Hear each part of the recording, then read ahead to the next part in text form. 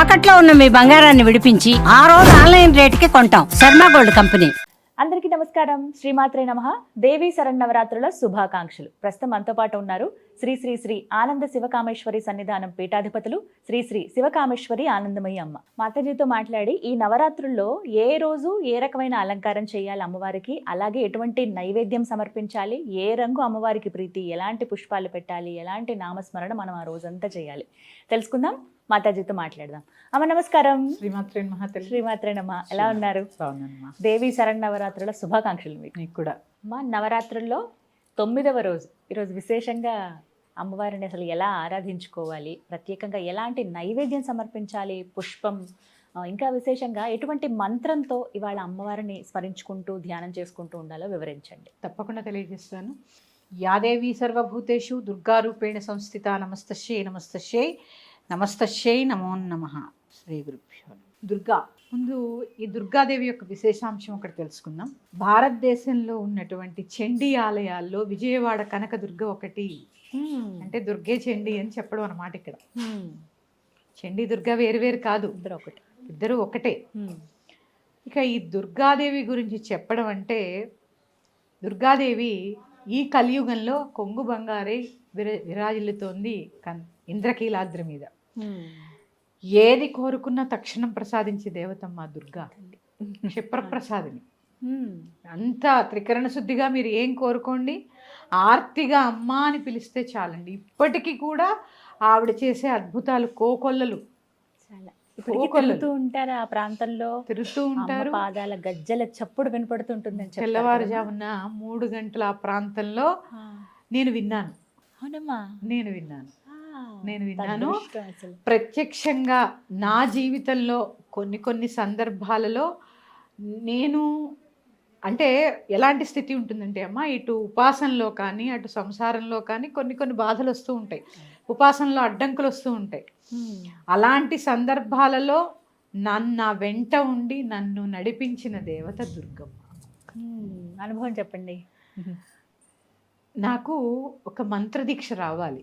అప్పటికి అది చాలా, అంటే అది నాకు, అంటే నేను దానికి ఎలిజిబులా కాదా అనేది నాకు అర్థం కాలేదు.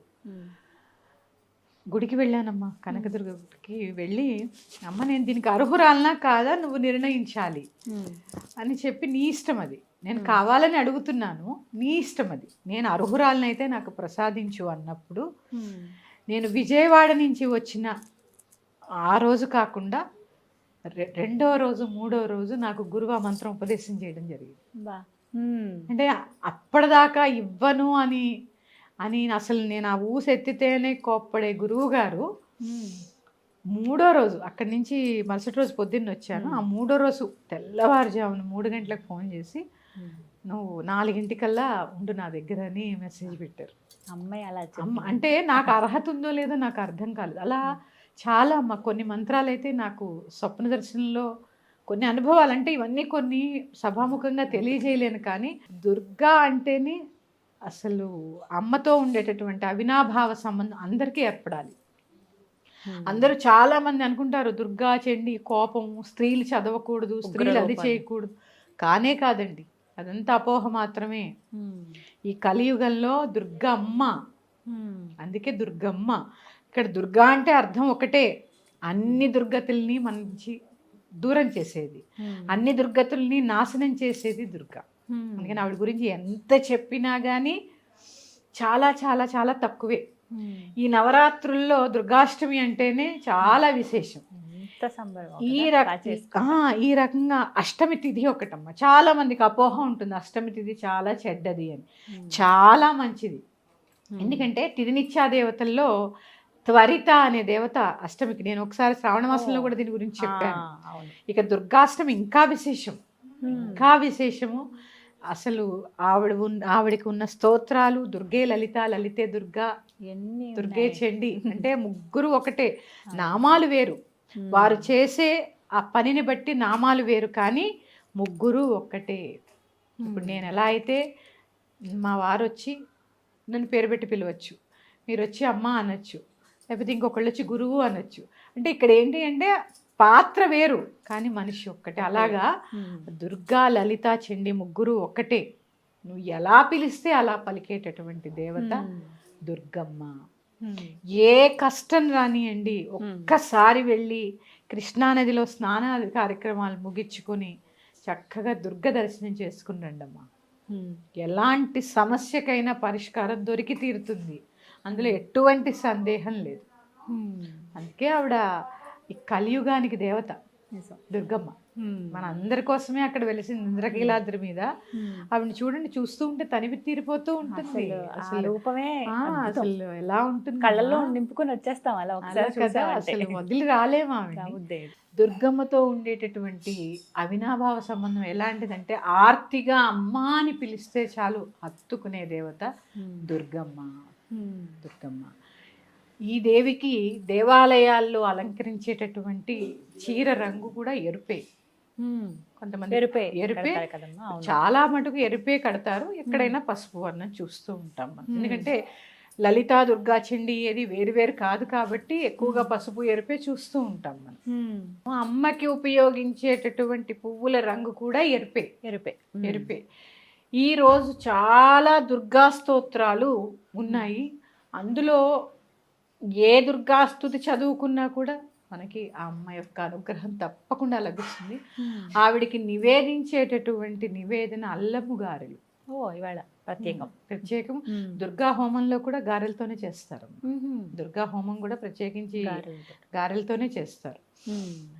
మనకి విజయవాడలో ఆ మంత్రం వినిపిస్తూ ఉంటుంది, దుమ్ దుర్గాయి నమః. ఇదే మంత్రం చేసుకోండి, అందరికీ తెలిసే ఉంటుంది.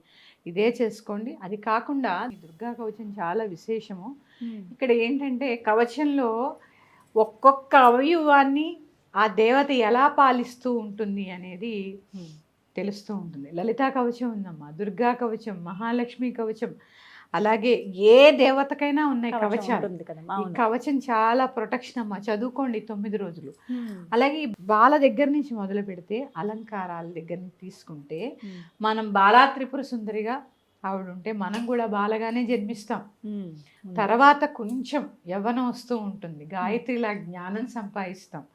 తర్వాత వివాహం అయి అన్నపూర్ణ అవుతాం. అక్కడెక్కడ భర్తకి పిల్లలకి వండి పెట్టుకుంటూ అన్నపూర్ణ అవుతాం. ఇక తర్వాత వచ్చేసరికి ఇప్పుడు కాత్యాయని అని చెప్పుకున్నాం. కాత్యాయని అంటే ఏంటి చూడండి, మన జీవితంలో కొన్ని సమస్యలు వస్తూ ఉంటాయిగా పిల్లలకి. వివాహం కాదు, సంతానం కాదు, ఆ తల్లి సలహా ఇచ్చే స్థితి మనం కూడా మారుతూ ఉంటాం. ఇక ఆ తర్వాత వచ్చేసరికి మహాలక్ష్మి. మహాలక్ష్మిలా ఇవన్నీ కూడా సర్దుకుంటూ ఉంటాము. ఎవరికి ఏ వనరులు కావాలో అమరుస్తూ ఉంటాము. తర్వాత లలిత చూడండి, లలిత పరివారం ఎంత పెద్దగా ఉంటుంది. అంటే లలిత దగ్గరకు వచ్చేసరికి మన వ్యవస్థ కూడా ఎంత పెరుగుతుంది. బాలగా పుట్టిన మనం పిల్లలు, చదువులు, అలాగే వాళ్ళ వివాహాలు, ఇట్లా ఒక్కొక్కటి అసలు అంటే ఆ లలిత వ్యవస్థ ఎంత పెద్దదమ్మా. ఎక్కడ ఉంటుంది? మణిదీపంలో ఉంది. 64 కోట్ల మంది పరిచారికలకి రేపేం కావాలో ఇవాళ చూసుకుంటుంది. అంటే ఇక్కడ మనం కూడా లలితలమే అన్న సంగతి. అంటే భగవంతుడు ఎక్కడో లేడు, నీలోనే ఉన్నాడు అని చెప్పడానికే ఈ నవరాత్రులన్నీ. ఇది ముందు మనం తెలుసుకోవాలి. నవరాత్రి అంటే, రాత్రి అంటే చీకటి. నవరాత్రి అంటే ఏమనుకుంటారంటే చాలా మంది, ఇప్పుడు కొత్తగా వింటున్నాం, కొత్తగా అని కాదు, చాలా మంది అనుకుంటారు రాత్రి పూజ చేయకూడదండి, అమ్మవారు ఉగ్రంగా ఉంటుంది అంటూ ఉంటారు. ఇక్కడ దుష్ట సంహారం జరిగేదే రాత్రి కదా. నీలో దుర్గుణం అనే చీకట్లు వదిలిపోతే జ్ఞానం అనే వెలుతురు రావాలంటే రాత్రి కావాలి కదా. ఇది గ్రహించండి. రాత్రి పూజ చేయకూడదు, అది చేయకూడదు, ఆ దేవత ఈ దేవత ఇవన్నీ పక్కకు పెట్టండి. ముందు అజ్ఞానం అనే చీకటిని, అజ్ఞానం అనే రాత్రిని తొలగించుకునే ప్రయత్నం చేయడమే ఈ నవరాత్రి. అప్పుడే వెలుతురు. ఈ నవరాత్రి అదే విజయం, ఈ చీకటిని తొలగించుకోవడం. అందుకే విజయదశమి ఎప్పుడు చేసుకుంటాం? పగలు చేసుకుంటాం, వెలుగులో. పూజలన్నీ రాత్రి, నవరాత్రి చేసుకుంటాం. ఇక్కడ ఇలా లలిత దగ్గరకు వచ్చేసరికి మన పరివారం ఎంత పెద్దగా ఉంటుంది. 64 కోట్ల మంది పరిచారికలకి ఏం కావాలో ఆవిడ ఈ రోజే తయారు. మనం ఇంట్లో ఎవరికి ఏం కావాలో, అత్తమామలకి ఏం కావాలో, తల్లిదండ్రులకి ఏం కావాలో, పిల్లలకి ఎప్పుడు ఏదో అవసరమో, అంటే ఆ తల్లి పాత్ర, మాతృత్వం. అందుకే ఆవిడ జగన్మాత. మన జీవితంలో లేదా జగన్మాత? ఉందా లేదా? అన్వయించుకోండి. ఇవన్నీ అన్వయించుకోవాలి. ఎక్కడో కేవలము పూజ గదికే భగవంతుణ్ణి పరిమితం చేయొద్దు ఎప్పుడు. మన జీవితంలో అక్కడ లేనిది ఇక్కడ లేదు, ఇక్కడ లేనిది అక్కడ లేదు. తర్వాత లలిత అవతారం అయిపోయిన తర్వాత మహాచండిగా అవతారం. ఇక్కడ మహాచండి అవతారంలో మనం చెప్పుకోవాల్సింది, సరే ఈ సంవత్సరమే మనం మాట్లాడుకుందాం. సరే లలితలా అన్నీ సమర్థించుకుంటూ ఉంటాం. కుటుంబ వ్యవస్థలో ఒక్కొక్కళ్ళు ఎప్పుడో ఒక చిన్న చిన్న తప్పులు చేస్తూ ఉంటారుగా, కొంత అజ్ఞానంలో ఉంటూ ఉంటారు కదా. మరి ఆ అజ్ఞానాన్ని వాళ్ళందరి నుంచి దూరం చేయాలంటే చండి ఎలా మారాలా వద్దా? మారాలి. లాలిత్యంగా ఉంటే ఎక్కడవుతుంది? లలితగా ఉంటూనే లలిత చండిగా మారాలి. అది ఎలాగా? ఇప్పుడు మహిషాసురుని వధిస్తున్నప్పుడు కూడా అమ్మ ఒక బిడ్డని చంపడానికి ఆవిడకి మనసు రాలే.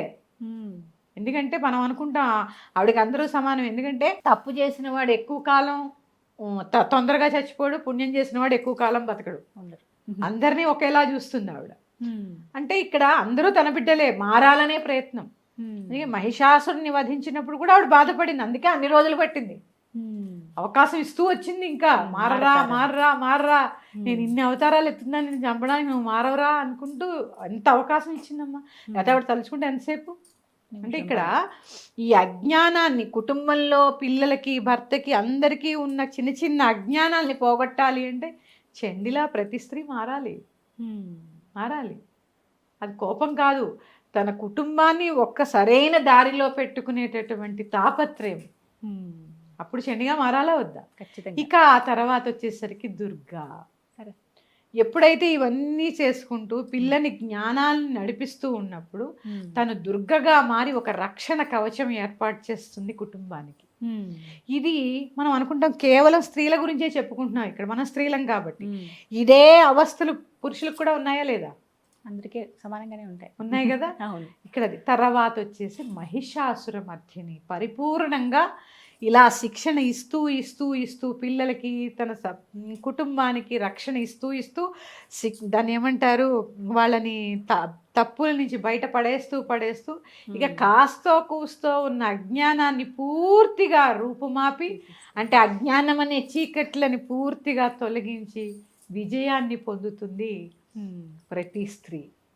ఇది మన జీవితంలో ఉన్నది, మనకి మనం అన్వయించుకోవాలి. ఇక్కడ అది అంటే మనం అన్వయించుకోవడం అంటే ఇంత బొట్టు పెట్టుకొని పూనకం వచ్చిన వాళ్ళగా ఊగిపోవడం భగవతత్వం కాదు. కేవలము పూజ గదికి పరిమితం అయిపోవడం భగవతత్వం కాదు. ఇవన్నీ చేయాలి, ఈ పూజలు చేయాలి, జపాలు చేయాలి, హోమాలు చేయాలి. చేస్తూ అసలైన ఆధ్యాత్మికతని అమృతాన్ని గ్రోలినప్పుడే భగవంతుడు కనిపిస్తాడు. నిజంగా 9 సంవత్సరాలు ఎటువంటి ఆటంకం లేకుండా త్రికరణ శుద్ధిగా అమ్మవారి యొక్క మీరు నవరాత్రులు చేసి చూడండి, 9వ సంవత్సరం అయిపోగానే అమ్మ దర్శనం ఇస్తుంది. అది ఆవిడే చెప్పింది, ఆవిడ స్వయంగా చెప్పారు. నేను కదా అంటే ఎలా చేయాలి, ఏదో మొక్కుబడిగా కాదండి, కానీ అంత చెయ్యాలి అంటే ఆవిడ అనుగ్రహం ఉండాలి. ఎంత పరీక్షలు ఆవిడ ఇస్తుంది. ఈ 9 సంవత్సరాలు ఎన్ని పరీక్షలు ఉంటాయి. అవును. అంటే త్రికరణములు ముందు శుద్ధిగా ఆవించుకోవాలి. దుర్గ దాకా వెళ్ళాలి మనం. అమ్మతో మనం మమేకం అవ్వాలి అంటే ఎన్ని దుర్గణములు మనలో మనం నశింపజేసుకోవాలి అనేది ప్రతి ఒక్కరూ ఆలోచించుకోండి. అందుకే దుర్గా అమ్మ ఇది. ఇక దుర్గా కవచం నేను చెప్పే ప్రయత్నం చేస్తాను. శ్రీమాత్రే నమః. ఉమాదేవి శిరః పాతు లలాటే శూలధారిణి, చక్షుషీ కేచరీ పాతు కర్ణౌ చత్వరవాసిని, సుగంధానాసికే పాతు వదనౌ సర్వధారిణి, జిహ్వాంచ చండికా దేవి గ్రీవాం సౌభద్రికా తదా, అశోకవాసిని చేతో ద్వౌ బాహు వజ్రధారిణి, హృదయం లలితాదేవి ఉదరం సింహవాహిని, కటిం భగవతీ దేవి ద్వావూరు వింధ్యవాసిని, మహాబలా చ జంఘే ద్వే పాదో భూతలవాసిని, ఏవం స్థితాసి దేవీ త్వం త్రైలోక్య రక్షణాత్మికే, రక్షమాం సర్వగాత్రేషు దుర్గే దేవి నమోస్తుతే. చాలా చిన్నది, చక్కగా ఈ దుర్గా కవచాన్ని భక్తి శ్రద్ధలతో చదువుకుని అమ్మవారి కృపకి పాత్రులు కండి. ఇక అంటే మనం విజయోత్సవానికి దగ్గరలో ఉన్నాం. అంటే ఇంకా అమ్మ అసురులను సంహరించడానికి ఇంకొంచెం యుద్ధం చేస్తూ ఉంటుంది కాబట్టి ఇంకొంచెం అర్చన చేసి అమ్మవారిది ఆ దుర్గామాత యొక్క కృపకి పాత్రలు అవుదాము. శ్రీమాత్రే నమః. స్వస్తి. శ్రీమాత్రే నమః.